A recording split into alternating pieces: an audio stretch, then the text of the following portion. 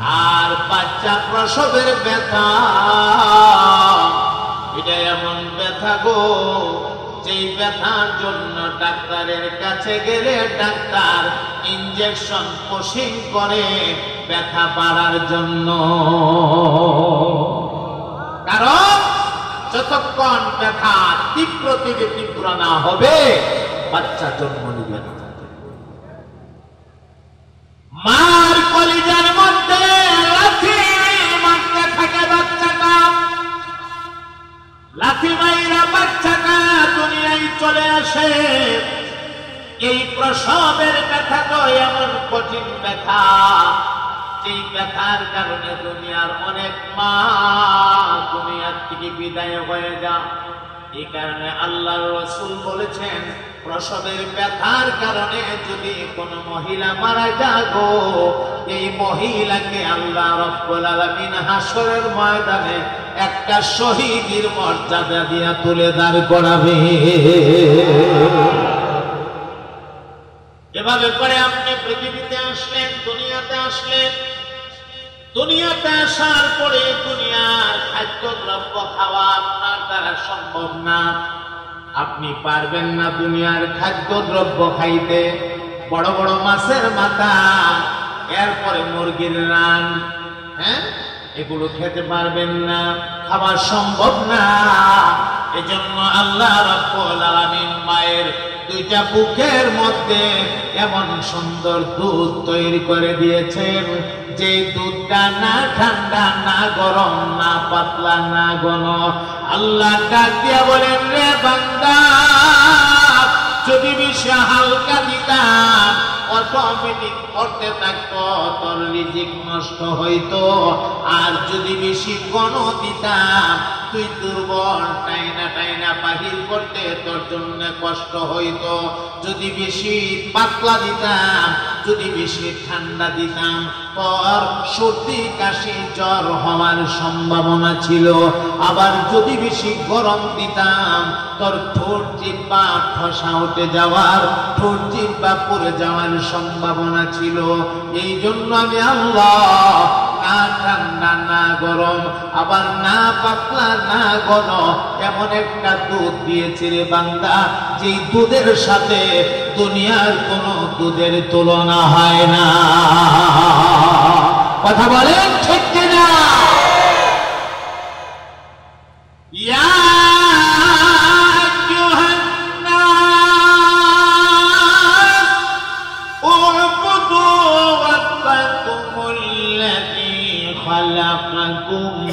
والذين من قبلكم لعلكم تتقون। তোমরা তোমাদের রবের ইবাদত করো। আল্লাহ ইচ্ছা করলে এইভাবেও বলতে পারতেন, ইয়া আইয়ুহান নাস উ'বুদুল্লাহ, তোমরা আল্লাহর ইবাদত করো। এভাবেও বলতে পারতেন।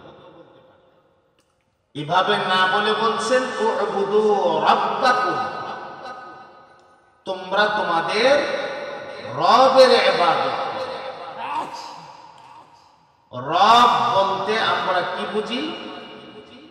আল্লাহকে বুঝি। রব এটা আল্লাহ পাকের সিফাতি নামগুলোর মধ্যে একটি গুরুত্বপূর্ণ নাম। এই রবের একটা আলাদা ব্যাখ্যা আছে। রব বলা হয় এমন এক সত্তাকে, যেই সত্তা রব্বুল আলামিন, অর্থাৎ দুনো জাহানের পালনেওয়ালা, ইহকালেও পালনেওয়ালা পরকালেও পালনেওয়ালা যিনি, তিনি হলেন রব। এই হলো রবের এক ব্যাখ্যা। রবের দুই নাম্বার ব্যাখ্যা, গোটা পৃথিবীতে যত মাখলুকাত আছে, শুধু মানুষ না, মানুষ, জিন, পরি, দেও, দানব, হিংস্র প্রাণী, বিষাক্ত প্রাণী, মাটির নিচের কীট পতঙ্গ, এক কথায় আল্লাহর মাখলুক বলে যত মাখলুকাত পৃথিবীতে আছে, সমস্ত মাখলুকাতকে যিনি লালন পালন করেন তিনি হলেন রব, আর সেই রবই হলেন আমাদের আল্লাহ। সেই রবই হলেন আমাদের আল্লাহ। এখানে আল্লাহ তাআলা রব শব্দটা উল্লেখ করে আমাদেরকে একটা ওয়াদার কথা স্মরণ করিয়ে দিচ্ছেন। হে পৃথিবীর মানুষ, আমি ইচ্ছা করলে উবুদুল্লাহ বলতে পারতাম, উবুদুল্লাহ না বলে উবুদু রাব্বাকুম বলেছি। রাব্বাকুম বলে তোমরারে একটা কথা স্মরণ করায় দিতেছি, আর সেই কথাটা হইল রূহের জগতে, আলমে আরওয়াহে তোমরা সকলে আমি আল্লাহকে রব বলে স্বীকৃতি দিয়েছিলে। আজকে দুনিয়াতে এসে তোমরা যারা আমাকে রব মানো না, আমার রববিয়তকে অস্বীকার করো, তোমরা যারা বলো সৃষ্টিকর্তা বলতে কেউ নাই, পৃথিবীর সব কিছু আপনি আপনি নিজ নিজ গতিতে নিজে নিজে হচ্ছে, বানানোওয়ালা বলতে কেউ নাই, স্মরণ করো সেদিনের কথা যেদিন তোমরা আমি প্রশ্ন করেছিলাম আলাস্তু বিরাব্বিকুম ক্বালু বালা। আমি বলেছিলাম আমি কি তোমাদের রব নয়? তোমরা সবাই একসাথে বলেছিলেন বালা, হ্যাঁ হ্যাঁ অবশ্যই আপনি আমাদের নয়। সেদিন কিন্তু সেখানে ফেরাউনের রূহটাও ছিল, নমরুদও ছিল, সাদ্দাদও ছিল, কারুনও ছিল, হামানও ছিল, আবু জাহাল ছিল, আবু লাহাব ছিল, উতবা, শাইবা, ওলীদ ইবনে মুগীরারাও ছিল। সবাই কিন্তু সেদিন বলেছে বালা, হা হা আপনি হলেন আমাদের রব। আল্লাহ এই আয়াতে কারিমায় এই কথাটাই স্মরণ করাইয়া দিতেছে, ওই দিন আমারে রব স্বীকৃতি দিয়া আজকে কেন তোমরা আমাকে দুনিয়াতে আইসা রব মানো না? রব না মানার কি কারণ? কেন মানো না? তো আমরা যখন বলেছিলাম কালু, সব রূহ যখন বলেছিল ফালা, আল্লাহ তখন কলম রে ডাক দিয়া বলছিলেন কলম উক্তুব হাযাল কালাম ইয়া কলম, হে কলম এই কথাটারে তুমি লেখো। খুব মনোযোগ দিয়ে আল্লাহ কলম রে বলছিলেন উক্তুব হাযাল কালাম ইয়া কলম, হে কলম এই কথাটা তুমি লেখো। কলম ডাক দিয়া বললেন রে মালিক, কোথায় আমি লিখবো এই কথাটা? কোথায় লিখবো? আল্লাহ রাব্বুল আলামিন তখন জান্নাত থেকে একটা জান্নাতি রেশমি কাপড়ের টুকরা আইনা সামনে ধরে দিলেন আর বললেন এই জান্নাতি রেশমি কাপড়ের টুকরার উপরে লেখো। আল্লাহ কি লিখবো? আলাস্তু বিরাব্বিকুম ক্বালু বালা, এই কথাটা লেখো। এটা ইতিহাস হয়ে থাকবে, এটা সাক্ষী হয়ে থাকবে, সমস্ত রূহ যে আমার রব বলে স্বীকৃতি দিয়েছে এটাকে আমি সাক্ষী বানায় রাখতে চাই, এটা লেখো। কলম তখন এই কথাটারে জান্নাতি রেশমি কাপড়ের উপরে লেখছে। লেখার পরে আল্লাহ রাব্বুল আলামিন এই রেশমি কাপড়টা একজন ফেরেশতার হাতে দিলেন যে হে ফেরেশতা, এটাকে তুমি যত্ন সহকারে রাখো। আল্লাহ কতদিন রাখবো? যতদিন পর্যন্ত আমি চাইছি না ততদিন পর্যন্ত রাখবা। ঠিক আছে আল্লাহ। তো ফেরেশতা মনে মনে ভাবতে লাগলেন, আল্লাহ কবে নাগাদ চা, এটা তো কোনো ঠিক নাই, কোন সময় চা। তো আমি এটাকে হেফাজত করি। হেফাজত করার লক্ষ্যে এই কাপড়টারে সুন্দর করে এভাবে ভাঁজ দিছে। ভাঁজ দিয়া একটা পুটলা বানাইছে। পুটলা বানায় মুখটা আ করে ফেরা ভিত্তি দিয়ে একদম গিল্লা বানাইছে। ফেডোনিয়া তৈরি দিয়েছে। ফেরেশতার পেট তো আর আমরার পেটের মতো। আমরার পেটের ভিতরে একটা ময়লার টাঙ্কি আছে, আসেনি না? ফেরেশতারা খায় না, সেই কারণে ফেরেশতার পেটের মধ্যে ময়লার কোনো টাঙ্কি নাই। তো ফেরেশতা মনে মনে ভাবতেছেন, জায়গা মতো ধুয়ে দিলাম, আল্লাহ চাইলে টান্দা বাইর করে দিয়ে দিল। আল্লাহ জিজ্ঞেস করলেন, ফেরেশতা কোথায়? আমি যে কাগজটা তোমাকে দিয়েছিলাম এটা কোথায়? আল্লাহ জানেন না কই আছে? জানেন। এরপরও জিজ্ঞা, এটা কোথায়? আল্লাহ জায়গা মতো ধুয়ে দিছি, যখন লাগবে খালি বলবেন, টান্দা বাইর করে দিয়ে দেবেন। আল্লাহ তো ঠিক আছে, ওই যখন দিছ আমিও একটা কাজ করি। এই ফেরেশতা আর এই কাগজ সব মিলাইয়া আল্লাহ একটা অর্ডার করলেন যে তুমি একটা পাথর হয়ে যাও। কি হয়ে যাও? পাথর। যেই মাত্র বলছে তুমি একটা পাথর হয়ে যাও, সাথে সাথে ফেরেশতা আর এই কাগজ সব মিল্লা আল্লাহর অর্ডারে একসাথে জন্মা এরকম ছোট্ট একটা সাদা পাথর হয়ে গেছে। দবদবে সাদা একটা পাথর। সুবহানাল্লাহ। এটা পাথর হয়ে গেছে, এই কথাটা শুধু মনে রেখে। পরে পাথরটা কি করলো এটা বলতেছি একটু পরে।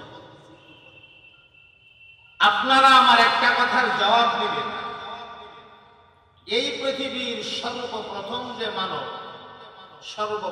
যে মানব এই মানবটারে আপনারা চিনেন কি না? মাশাআল্লাহ, আদম আলাইহিস সালাম। আদম আলাইহিস সালাতু ওয়াস সালাম রে বানাইয়া আল্লাহ রাব্বুল আলামিন ওনার একজন স্ত্রীও বানাইলেন, জীবন সঙ্গিনী বানাইলেন, যার নাম হাওয়া আলাইহিস সালাতু ওয়াস সালাম।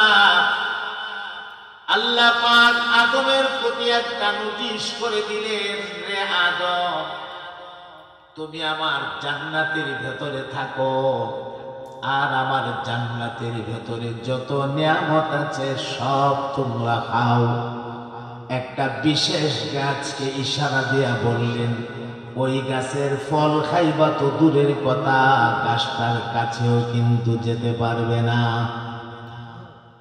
وَقُلْنَا يَا آدَمُ اسْكُنْ أَنْتَ وَزَوْجُكَ الْجَنَّةَ وَكُلَا مِنْهَا رَغَدًا حَيْثُ شِئْتُمَا وَلَا تَقْرَبَا هَذِهِ الشَّجَرَةَ فَتَكُونَا مِنَ الظَّالِمِينَ।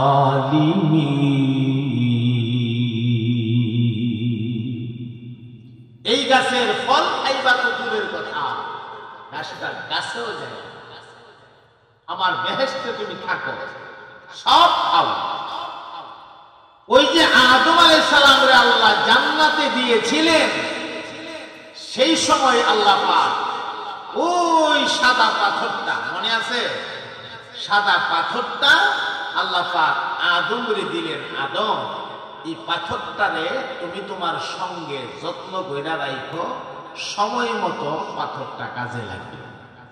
আশা করি এই পাথরটা তোমার উপকারে আসবে, এটা তুমি যত্ন সহকারে রাখো।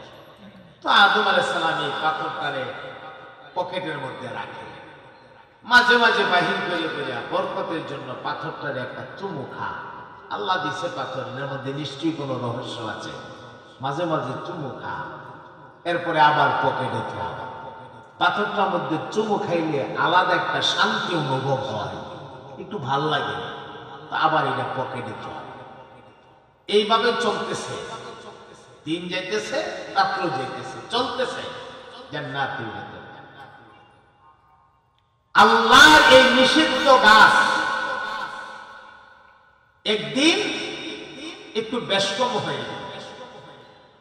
পয়গম্বর ভুল করে ফেলেছে, সাবধান, এই কথা কিন্তু বলা যাবে না। পয়গম্বরের শানে খেলাফ হবে, শানের খেলাফ হবে, বহুত বড় গুনাহগার হয়ে যাবেন যদি বলেন যে পয়গম্বর ভুল করছে। পয়গম্বর ভুল করে নাই, পয়গম্বরদের জীবনে কোনো গুনাহ নাই, কি নাই, কোনো গুনাহ নাই। সমস্ত পয়গম্বররা বেগুনাহ, সমস্ত পয়গম্বররা মাসুম, তাদের কোনো গুনাহ নাই।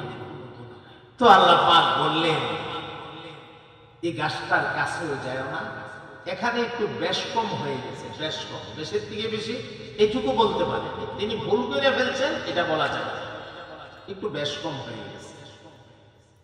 যেই বেশ কম হয়ে গেছে, আদম এবং হাওয়া দুজনের শরীর থেকে জর্জর করে জান্নাতি কাপড়গুলা ছুটটা পড়ে গেছে, তারা উলঙ্গ হয়ে গেছে। খুব তাড়াতাড়ি জান্নাতে 3 গাছের পাতা দিয়া, কোন গাছের পাতা? 3 গাছের পাতা দিয়া তারা তাদের ইজ্জতটারে ঢাকছে। ইজ্জতটা ঢাকার পরে আসমানের দরজা খুলে গেছে, আল্লাহ পাকের অর্ডার হয়ে গেছে, দুজনকে আল্লাহ পাক পৃথিবীতে নামাইয়া দিবেন, দুনিয়ায় পাঠিয়ে দিবেন দুজনে। এমন সময় আদম আলাইহিস সালাম ডাক দিয়া বললেন, রব্বুল আলামিন, আপনি তো আমরারে দুনিয়াতে পাঠাই দিবেন, আর তো আপনার হুকুমের উল্টা করা সম্ভব না, বা আমরাও জান্নাতে থাকা সম্ভব না, দুনিয়াতে যাওয়াই লাগবে।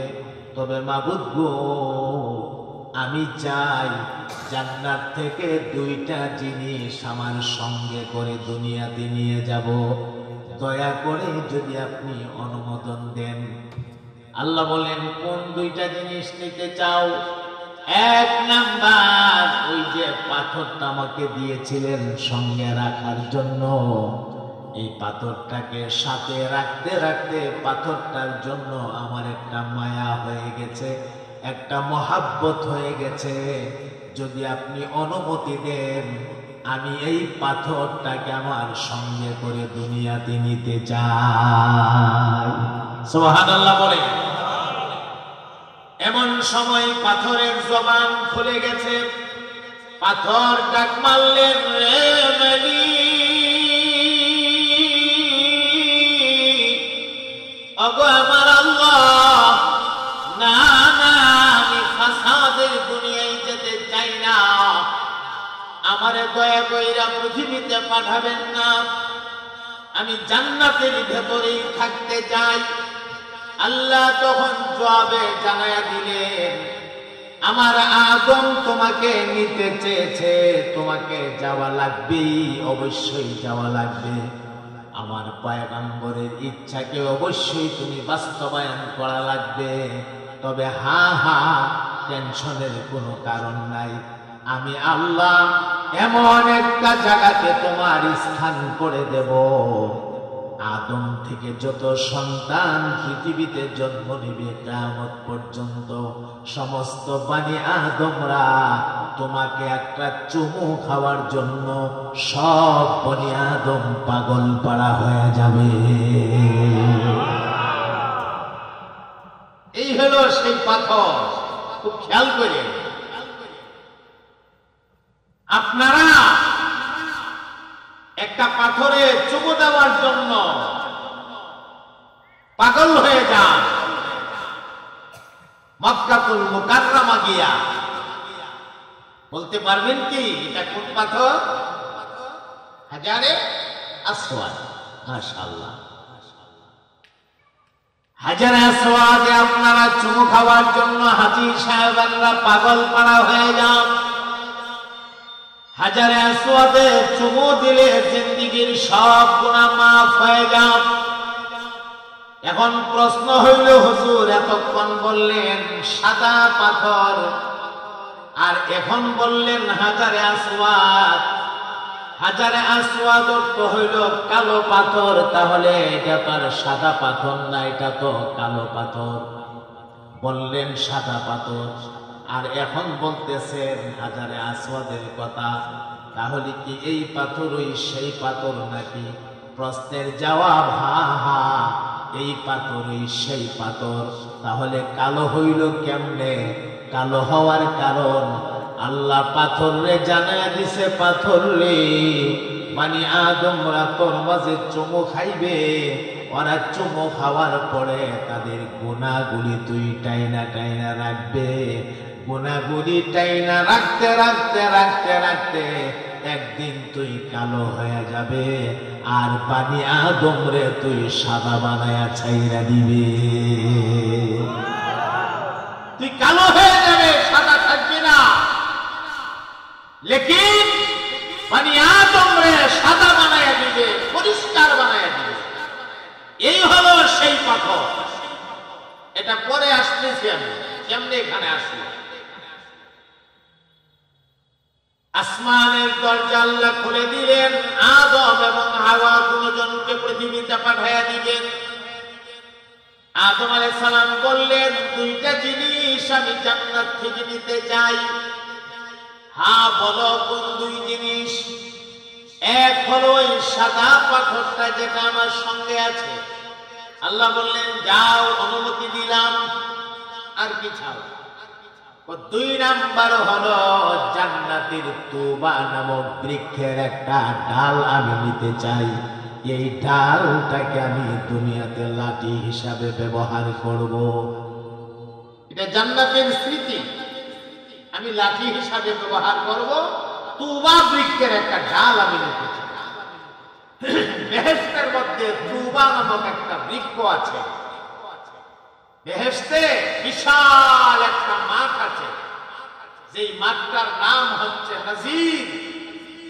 এই মাঠটার মাঝখানে তুবা নামের বৃক্ষটা, বৃক্ষটার শাখাগুলি প্রতিটা জান্নাতের দরজা এবং জানালার কাছে গিয়া শাখাগুলি পৌঁছে থাকবে। এটার পাতাগুলি লম্বা লম্বা ছুরির মতো চিকন চিকন পাতা, হালকা মৃদু বাতাস থাকবে সবসময় জান্নাতে। আর এই পাতাগুলি এইভাবে নড়াচড়া করতে থাকবে। একটা পাতার সঙ্গে আরেকটা পাতা যে বাড়ি লাগবে, এমন একটা মিউজিক তৈরি হবে, এমন একটা সাউন্ড তৈরি হবে, এমন একটা বাজনা তৈরি হবে, এই জাতের বাজনা দুনিয়ার কোন কান জীবনে কোনোদিন শোনে নাই। সুবহানাল্লাহ। আজকে আপনি আমি বাজনার জন্য পাগল। এমন বাজনার ব্যবস্থা আল্লাহ রাখছে, যেই বাজনা জীবনে কোনোদিন কোনো কানে শুনছেই না। এমন বাজনা তুবা নামের বৃক্ষের পাতার সাহায্যে তৈরি হবে। আদম আলাইহিস সালাম বললেন, আল্লাহ এই গাছের একটা ডাল আমি নিতে চাই স্মৃতি হিসাবে। এই ডালটাকে আমি লাঠি হিসাবে ব্যবহার করব। আল্লাহ বললেন ঠিক আছে, অনুমতি দিলাম।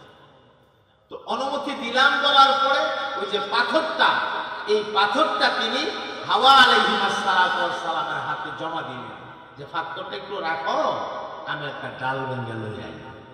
দৌড়দা গেছে তুবা বৃক্ষের গোড়ায় দিয়ে একটা ডাল ভাঙছে, ভাঙ্গিয়া লই আইছে। আসমানের দরজা খুলে গেছে, আল্লাহ দুজনকে জমিন নামাই দিছে। সুবহানাল্লাহ বলে। আদম আলাইহিস সালাম কে নামায় দিলেন শ্রীলঙ্কা। কোথায়? শ্রীলঙ্কা। আর হাওয়া আলাইহিস সালামকে নামায় দিলেন সৌদি আরবের বর্তমানের জিদ্দা। দুইজন পৃথিবীর দুই জায়গায়, এক জায়গায় না। এখন দুইজন দুই জায়গা থেকে খালি কান্দে, কি করলাম রে, কি করলাম, ভাই রে কি করলাম। আফসোস করে আর কান্দে। আমার ভাই, রাতের বেলা হয়ে গেলে অন্ধকার আচ্ছন্ন, লাইট নাই, বাতি নাই, মোমবাতি নাই, গ্যাস লাইট নাই, ম্যাচ লাইট নাই, টর্চ লাইট নাই, কেমনে চলবে পয়গাম্বর? রাত্র হয়ে গেলে আল্লাহর পয়গাম্বরের হাতের লাঠির মাথা থেকে একটা আলো জ্বলা উঠত, একটা বাতি জ্বলা উঠত। দুইটা চোখের দৃষ্টি যতটুকুন পর্যন্ত যা, এই পরিমাণ এরিয়া লয়া পুরা জায়গাটা আলোকিত হইয়া থাকতো। ওই যে ডাল রাঁধছিলেন, ডালের মাথায় বাতি জ্বলে উঠে। সুবহানাল্লাহ, মুজিজা প্রকাশ পেয়েছে ডালের মধ্যে। আমার ভাইয়েরা, কি খায়া দিন কাটাইব? খাওয়ানোর মতো কোনো কিছু নাই, আদা নাই, পেঁয়াজ নাই, রসুন নাই, মরিচ নাই, চাল নাই, ডাল নাই, ট্যাপ নাই, বিস্কি নাই, পাটনা নাই, বাড়ি নাই, চামচ নাই, কিছুই নাই। কি খায়া দিন কাটাইব? কেমনে কি করব? আল্লাহর পয়গম্বরকে আল্লাহ জানায়া দিলেন, হাতের লাঠিটা দ্বারা জমিনের মধ্যে আঘাত করো, আমি আল্লাহ খানার ব্যবস্থা করে দেব। পয়গম্বর হাতের লাঠিটা দিয়া জমিনে আঘাত করার সাথে সাথে জমিনের মাটি ফাইটা জান্নাতি খাবার বাহির হইয়া যাইত, বেহেশতি খাওয়ার বাহির হয়ে যায়। এইভাবে খানা খা আর দিন কাটাইতেছে, দিন চলতেছে। যেখানে মানুষ থাকে, বসবাসের জায়গা, মানুষ আস্তে আস্তে এই জায়গাটা থাকার উপযুক্ত কইরা তোলে। পাথর টাথর দিয়া কোন রকমে আদম আলাইহিস সালাম থাকার জন্য একটা উপযুক্ত করছে, একটা জায়গা, একটা ছোট্ট ঘরের মতো বানাইছে, পাথর টাথর দিয়া, বেড়া টেড়া দিয়া এখানেই থাকে। মাঝে মাঝে আফসোস করতে করতে, হাইরে কি করলাম, কি করলাম, হাইরে আফসোস, এই কথা ভাবতে ভাবতে অনেক দূরে হারিয়ে যায়, অনেক দূরে চলে যায়। কোন জায়গায় ঘরবাড়ি আছে এই কথা ভুলে যায়। এমন সময় হাতের লাঠিয়ে কইত, আপনি কোনো টেনশন করেন না, আমি আপনার জন্য গুগল ম্যাপ, তখন তার গুগল ম্যাপ ছিল না, লাঠিয়ে আমি আপনার ম্যাপ, আপনি যেখানে মনে চা হারিয়ে যান, আমি আপনাকে আপনার ঘর পর্যন্ত পৌঁছাইয়া দেব। সুবহানাল্লাহ। উনি লাঠিটা হাত থেকে ছাইরা দিতেন, ছাইরা যাওয়ার পরে লাঠিটা যেদিকে আইতো, উনি লাঠিটার পিছি পিছি পিছি পিছি আইতো, আস্তে আস্তে আইসা ওনার ঘরটা উনি পাইয়া যেত। এই লাঠির ভেতরে আল্লাহ পাক মুজিজা দিয়ে দিয়েছে। আমার মুহতারাম ভাইয়েরা, খানার পরে তো পানির প্রয়োজন, খাওয়ার পরে তো পানি লাগে, পানি পাবে কোথায়?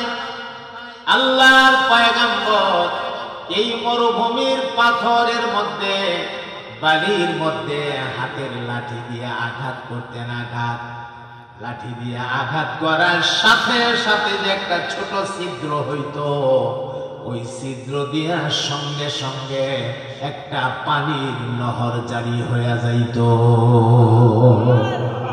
সেখান থেকে নিচ থেকে পানি, আমাদের ওই যে কলের মধ্যে যেভাবে পানি উঠে, ডিপ মেশিনের মধ্যে যেভাবে পানি উঠে খুব স্পিডে, এরকম খুব স্পিডে নিচ থেকে উপরের দিকে পানি উঠতো।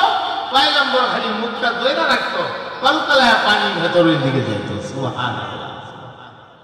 এগুলি কুদরতে ইলাহি। আমি যে জিনিসটা বলা মাকসাদ, দুইজন কানতে কানতে কানতে কানতে কানতে কানতে কানতে কানতে আইসা একটা ময়দানে একত্রিত হইলেন। যে ময়দানে একত্রিত হইলেন, এই ময়দানটার নাম হচ্ছে ময়দানে আরাফাত। বর্তমানে হাজী সাহেবরা যে আরাফাতের ময়দানে গিয়া মানুষ যারা ওখানে যান, মাঠে বাদাল আসর কাবলাল মাগরিব আল্লাহ তাআলার কাছে আকাশের দিক তাকায় তাকায় গুনাহ মাফি চান, আর আল্লাহ তাআলা মাফ করে দেন, রহমত আল্লাহ ঢাইলা নাজিল করেন। এই মাঠটার মধ্যে আইসা এই দুইজন একত্রিত হয়েছে। একত্রিত হইয়া হাওয়া আলাইহিস সালাতু ওয়াস সালাম জিজ্ঞেস করে, আপনি কি আদম? বলে হ্যাঁ আমি আদম। আদম আলাইহিস সালাম জিজ্ঞেস করে, তুমি কি হাওয়া? বলে হ্যাঁ আমি হাওয়া। এই একত্রিতটা হইছে কোন বর্ণনায় পাওয়া যায় 350 বছরের পরে, কোন বর্ণনায় পাওয়া যায় 450 বছর পরে, কোন বর্ণনায় পাওয়া যায় 600 বছর পরে। চিন্তা করছেন? আর তো কোনো মানুষ নাই, মানুষ হয়ে দুইজন, একজন আর একজনকে চিনতে পারতেছে না। বেহেশতের ভেতরে ছিল তারা, এখন দুনিয়ায়, তাও আবার 600 বছর পরে একসাথে হয়েছে। সুবহানাল্লাহ। আল্লাহর পয়গম্বর ডাক দিলেন, রে হাওয়া, এবার আসো দুইজন মিলে আল্লাহ রাব্বুল আলামিনের কাছে একটু মুনাজাত দেই। এখন আদম এবং হাওয়া দুইজনে মিল্লা আল্লাহর কাছে মুনাজাত দিলেন, রব্বানা যালামনা আনফুসানা ওয়া ইল্লাম তাগফির লানা ওয়া তারহামনা লানাকুনান্না মিনাল খাসিরিন।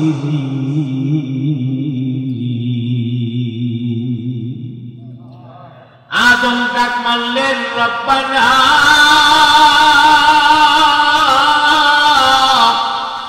ওগো আমার রব, যালামনা আনফুসানা ওয়া তারহামনা, আপনি যদি আমাদের প্রতি দয়া না করেন তো লানাকুনান্না মিনাল খাসিরিন,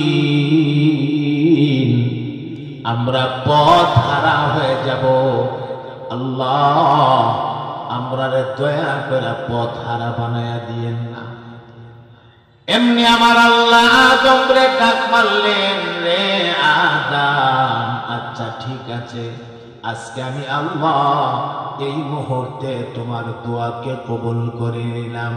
শুধু তোমার দোয়াটাই কবুল করে নিলাম এমন না, একটা ভবিষ্যৎবাণী তোমারে জানায়া রাখি, তোমরা দুইজন থেকে যত সন্তান তৈরি হবে, যত বানি আদম হবে, কিয়ামত পর্যন্ত আমার যে কোনো বান্দা যদি এই ময়দানে আসে আর আমার কাছে জীবনের গুনাহের মাফি চা, আমি আল্লাহ কথা দিলাম রে, আজ থেকে পুরা ময়দানটাকে মানুষের জন্য একটা গুনাহ মাফের ময়দান ঘোষণা দিয়া দিলাম। পুরা মাঠটারে আমি গুনাহ মাফের মাঠ বানায়া দিলাম।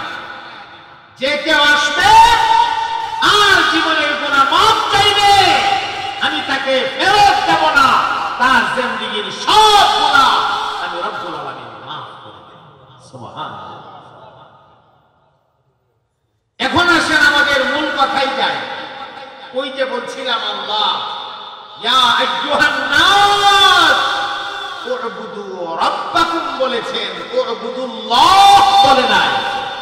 রাব্বাকুম বলে আমরারে একটা কথা স্মরণ করাইয়া দিছে, রূহের জগতে তোমরা সবাই আমারে রব বলেছিলা, লেকিন দুনিয়াতে গিয়া কেন তোমরা আমি রবকে ভুললা কেন? আর ভুললে যখন গেছো, আমি সাক্ষী হিসাবে তোমরার কথাটারে পাথর বানায়া হাজারে আসওয়াদ নামে এই পাথরটারে আমি আমার ঘরখানায় কাবার সাথে সেটিং করে দিলাম। এটা সাক্ষী, এই পাথরই সেই পাথর, এই পাথরটাই সেই কথা তোমরা যে বলেছিলে আপনি আমাদের রব, সেখানে একবার যাও, পাথরের সামনে দাঁড়াও, একবার চুমু খাও, জীবনের গুনাহ মাফ চাও। আমি বুঝতে পারি নাই আল্লাহ, আপনাকে রূহের জগতে রব বলছিলাম, এখন আমার আর এই কথা মনে নাই, দুনিয়াটা ভুলে গেছি, আল্লাহ আমারে মাফ করে দেন, আমি বুঝতে পারি নাই। আল্লাহকে মাফ চাইবা, আমি তোমারে মাফ করে দেব। এই হলো আয়াতের প্রথম অংশের কথা। এখন আমরা শুরু করব আয়াতের মাঝের অংশের কথা এরপরে শুরু করব আয়াতের শেষের অংশের কথা। আয়াতটাকে তিনটা ভাগে বিভক্ত করে আমরা কথা শুনবো ইনশাআল্লাহ। প্রথম অংশটা ফিনিশিং দিলাম মোটামুটি ভাবে, এখন মধ্যের অংশ আর শেষের অংশ বাকি রইল। সবাই মহাব্বতের সাথে কয়েক মর্তবা জিকির করেন লা ইলাহা ইল্লাল্লাহ।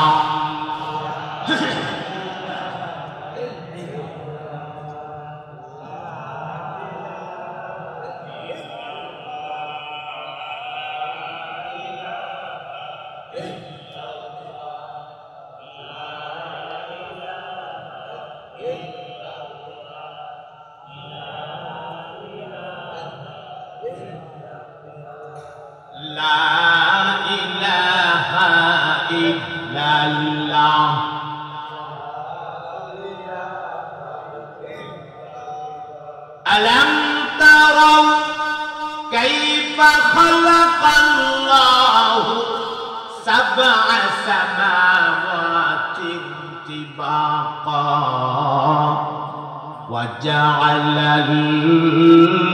القمر فيهن نورا وجعل الشمس سراجا والله أنبتكم من الأرض نباتا ثم يعيدكم فيها ويخرجكم إخراجا لا إله إلا الله ما شاء الله محبت بولن لا إله إلا الله لا إله إلا الله لا إله إلا الله لا إله إلا الله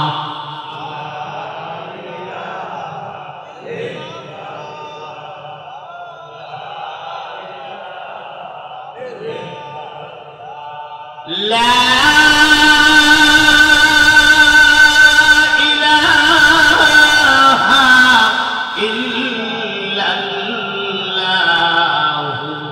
محمد رسول الله صلى الله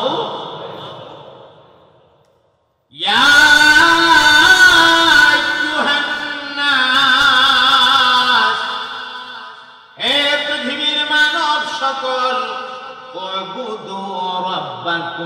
তোমরা তোমাদের রবের ইবাদত করো। আওয়াজ দিয়া বলবেন মুসলমান ইবাদত হবে একমাত্র কার? আল্লাহ ছাড়া জগতের আর কাহারও ইবাদত করা যাবে না। মাজারে বাজারে দরগাহে জট্টা পীরের কদমে বট্টা পীরের কদমে ঠোঙ্গা বাবার কদমে তালা বাবার কদমে মরিচ বাবার কদমে কোন বাবা টাবার কদমে সেজদা চলবে না। সেজদা যদি দিতে হয় একমাত্র আল্লাহর কদমেই দেওয়া লাগবে। আল্লাহ ছাড়া আর কোন শক্তির কাছে মুসলমান কখনোই মাথা নত করতে পারে না। এখন আল্লাহ পাক নিজে জবাব দিয়েছেন কে তোমাদের রব? ছোট্ট করে আল্লাহ উত্তর দিয়েছেন আয়াতের মধ্যের অংশে আল্লাযী খালাকাকুম ওয়াল্লাযীনা মিন ক্বাবলিকুম, যিনি তোমাদেরকে সৃষ্টি করেছে এবং তোমাদের পূর্ববর্তীদেরকে সৃষ্টি করেছে। বলেন আমাদের সৃষ্টিকর্তা বানানেওয়ালা কে?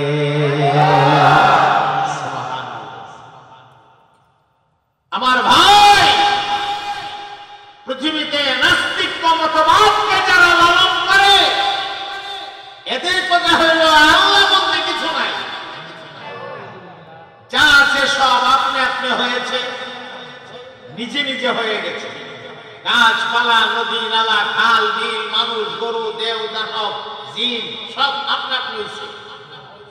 সৃষ্টিকর্তা বলতে কিছু নাই, সেটা হলো নাস্তিকদের দাবি।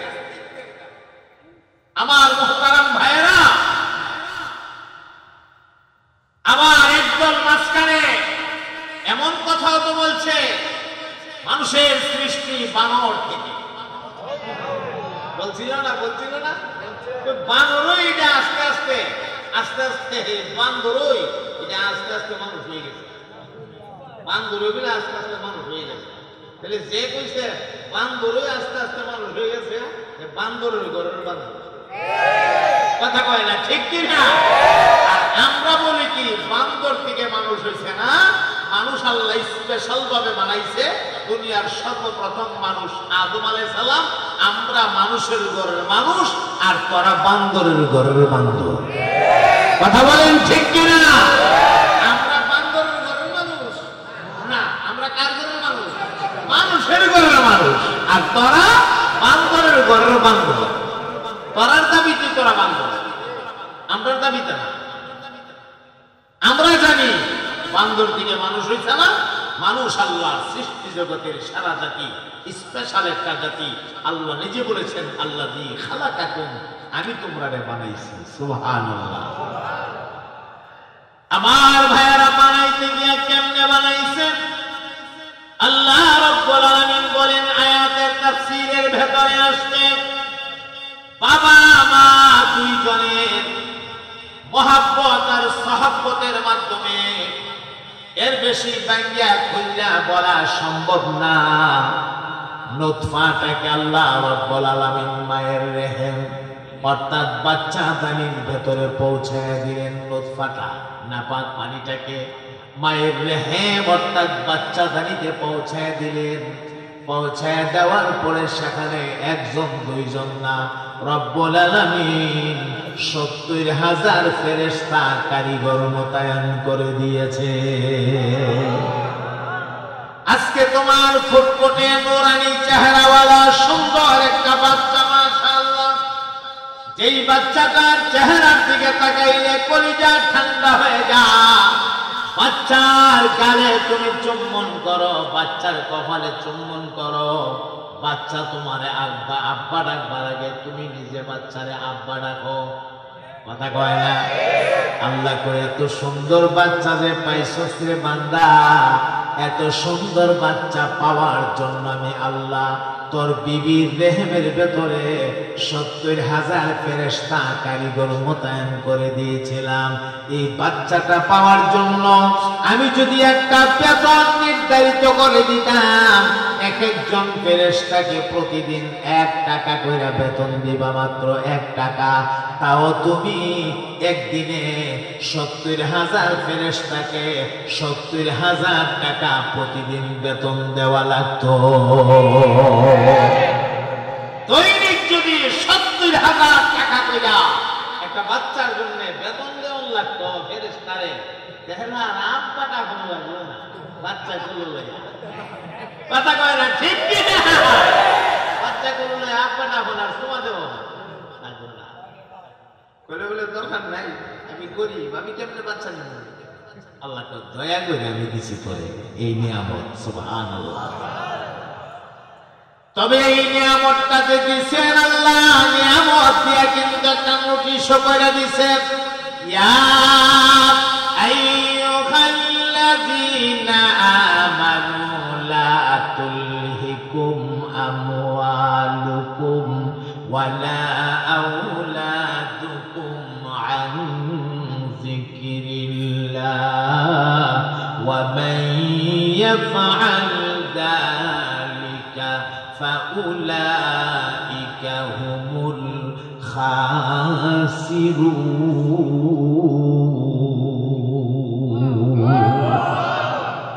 আল্লাহ ডাক দিয়া বলেন, রে বান্দা, লা তুলহিকুম আমওয়ালুকুম ওয়ালা আওলাদুকুম, তোমাদের মাল এবং তোমাদের আওলাদ, মাল মানে সম্পদ, আওলাদ মানে বাচ্চা কাচ্চা।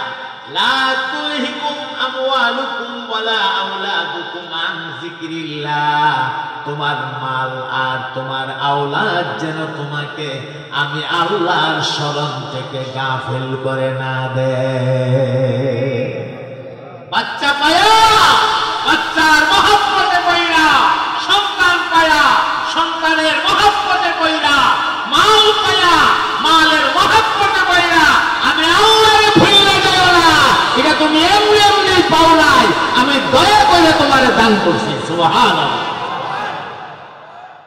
এ দুনিয়ায় কত মানুষ আছে রে ভাই,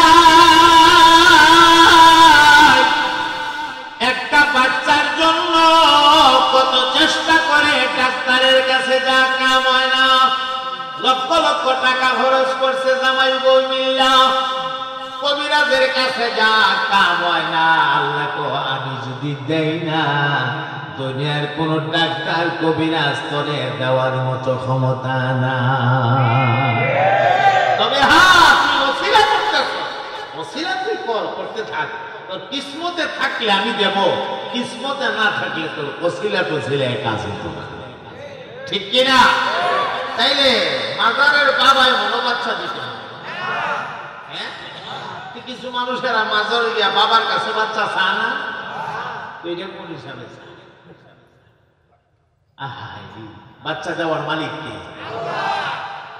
এই জন্য রব্বুল আলামিন বলেন, ইয়া আইয়ুহান নাসু উবুদু রাব্বাকুমুল্লাযী খালাকাকুম, উনি হলেন তোমাদের রব, যিনি তোমাদেরকে সৃষ্টি করেছে। বলেছিলাম মায়ের রেহেমের মধ্যে বাচ্চা দানির ভেতরে নুতফাটা পৌঁছে যাওয়ার পরে আল্লাহ পাক ৭০,০০০ ফেরেশতা কারিগর মোতায়েন করে দেয়। ফেরেশতারা নাপাক পানিটারে নিয়ে গবেষণা করতে করতে করতে করতে নাপাক পানিটারে ৪০ দিনে একটা জমাট রক্তের চাকা বানা, জমাট রক্তের চাকা। এই জমাট রক্তের চাকাটাকে আবার ৪০ দিনে পরিবর্তন করে একটা গোশতের টুকরা বানানো হয়। আবার ৪০ দিন পরে এই গোশতের টুকরাটাকে লম্বা একটা কচি হাড্ডির টুকরা বানানো হয়। হাড্ডি বানানোর পরে এবার অঙ্গ প্রত্যঙ্গ দেওয়ার পালা। অঙ্গ দিতে লাগলেন আল্লাহর ওয়াদারে, সব অঙ্গ দিলেন, হাত দিলেন, পা দিলেন, মাথাটা ব্রেনটা বসানোর জন্য একটা বক্স বানাইলেন। বক্সটা বানাইয়া এই বক্সের ভেতরে তরল একটা পিছলা পানি ছাইরা দিয়া ওই পানিটার মধ্যে আপনার ব্রেনটাকে রাইখা দিলেন। সব কমপ্লিট হয়ে গেল। এখন শুধুমাত্র চেহারার মডেলটা দেওয়ার বাকি রইল, কারণ চেহারার মডেল ফেরেশতারা দেয় না, দিতে পারে না। আল্লাহর তরফ থেকে নিষেধাজ্ঞা আছে। আল্লাহ ডাক মারছে, রে ফেরেশতারা, সব তোরা বানাইলে, আমার অর্ডারে বানাইলে, আমার বান্দা বান্দির চেহারার মডেলটা কিন্তু তোরা বানাবি না। আমার বান্দা বান্দির চেহারাটাকে আমি আল্লাহ আমার নিজের কুদরতি হাতে বানাবো। এই কারণে আমার হাতে বানাবো রে। এই চেহারাটা নত কইরা আমার বান্দা বান্দি আমার কুদরতি কদমে সেজদা লাগাবে, আর আমারে সুবহান রাব্বিয়াল আলা বলে বলে আমার বরত্ব বয়ান করবে। অতএব চেহারা তোরা বানাবে না, আমার বান্দির চেহারাটাকে, আমার বান্দার চেহারাটাকে আমি আল্লাহ নিজে আমার কুদরতি হাত দিয়া বানাবো। আপনার আমার চেহারা আল্লাহর কুদরতি হাতে বানাবো। সুবহানাল্লাহ। এজন্য মুহতারাম ভাইরা, বানাইলেন রব্বুল আলামিন, বানাইলেন। বানানির পরে বানানি যখন কমপ্লিট হয়ে গেল মায়ের পেটে, নির্ধারিত টাইমটা যখন শেষ হয়ে গেল, মার পেট থেকে এবার দুনিয়াতে আসার সময় হয়ে গেল। আল্লাহ রব্বুল আলামিন ফেরেশতার মাধ্যমে বাচ্চাটাকে মায়ের পেটের মধ্যে ঘোরায়া পজিশনটা ঠিক কইরা মাথাটাকে দুনিয়াতে আসার জন্য গেট বরাবর করে দে, আর হাত পা গুলির পেছন দিকে দিয়া দে। হাত পা গুলির গোঠাইয়া বাচ্চাটা মার কলিজার মধ্যে লাথি মারতে থাকে দুনিয়ায় আসার জন্য।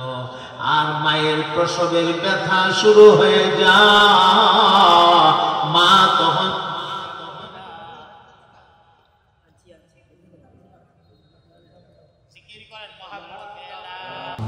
মায়ের প্রসবের ব্যথা শুরু হয়ে গেছে।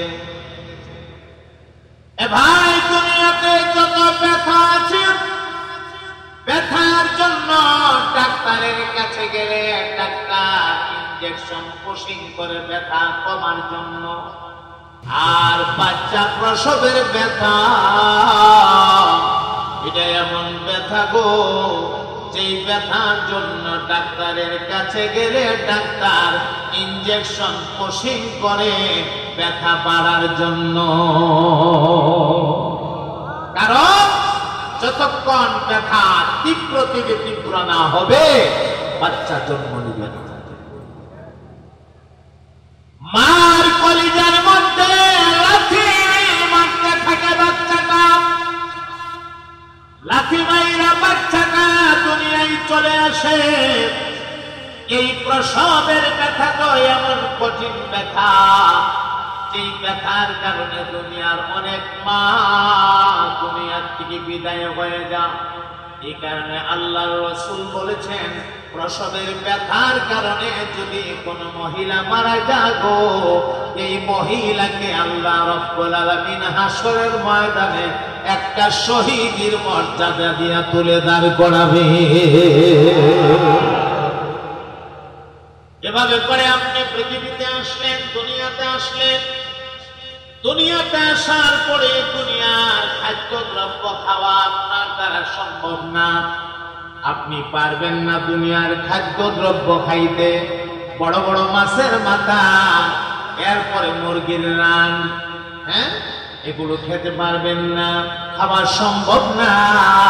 এজন্য আল্লাহ রাব্বুল আলামিন মায়ের দুইটা বুকের মধ্যে এমন সুন্দর দুধ তৈরি করে দিয়েছেন, যে দুধটা না ঠান্ডা না গরম না পাতলা না ঘন। আল্লাহ ডাক দিয়া বলেন, রে বান্দা, যদি বেশি হালকা দিতাম অটোমেটিক করতে থাকতো, তোর রিজিক নষ্ট হইতো। আর যদি বেশি ঘন দিতাম তুই দুর্বল, টাইনা টাইনা বাহির করতে তোর জন্য কষ্ট হইতো। যদি বেশি পাতলা দিতাম, যদি বেশি ঠান্ডা দিতাম, তোর সর্দি কাশি জ্বর হওয়ার সম্ভাবনা ছিল। আবার যদি বেশি গরম দিতাম, তোর ঠোঁট জিহ্বা ঠসা উঠে যাওয়ার, ঠোঁট জিহ্বা পড়ে যাওয়ার সম্ভাবনা ছিল।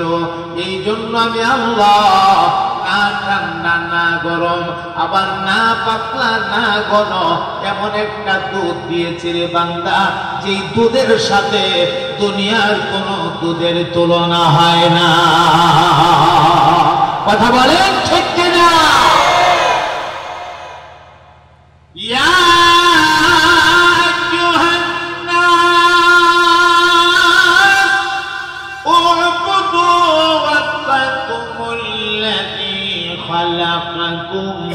والذين من قبلكم لعلكم تتقون।